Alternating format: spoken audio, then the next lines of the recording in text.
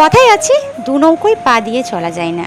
তো এই কথাটা যে কতখানি মানে সত্য একটা কথা, এখন কিন্তু বেশ হাড়ে হাড়ে টের পাচ্ছি। আসলে আজকে হঠাৎ করে ঘর গোছাতে গোছাতে এই কথাগুলো কিন্তু আমার মাথার মধ্যে ঘুরপাক খাচ্ছিল, ভাবলাম তোমাদের সঙ্গে একটু শেয়ার করে দিই। আসলে বরাবরই ঘর গোছাতে আমি ভীষণভাবে পছন্দ করি, আর এটা কিন্তু যারা আমার পুরনো ভিউয়ার্স বা যারা আমার ডেইলি ব্লগ দেখো তারা তো জানো।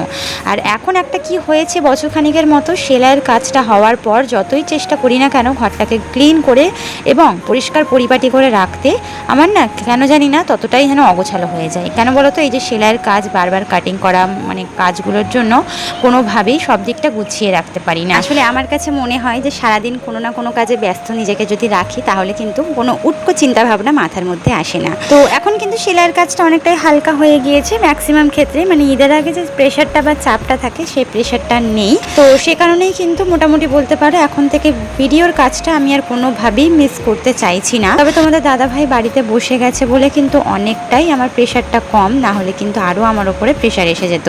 সেই কারণেই কিন্তু তোমাদের দাদাভাইকে আমি কাজে বসিয়ে দিয়েছি, যাতে আমার কোনো রকম কোনো সমস্যা না হয়। আমি কাটিংটা করে ফেলে দিলে অন্তত উনি সেলাইটা করে দিতে পারবে। তো এখানে কিন্তু ঘরের কিছু কাজ আমি করে নিলাম, ঘরটা গুছিয়ে পরিষ্কার করে নিলাম, যেগুলো কিন্তু প্রায় ম্যাক্সিমামই প্রত্যেক দিন বা একদিন দুদিন ছাড়াই আমি করে থাকি। তবে সবসময় যে ক্যামেরা অন করতে পারি এটা কিন্তু আমার দ্বারা হয় না, সেই কারণেই কিন্তু তোমাদের সঙ্গে শেয়ার করা আর হয় না।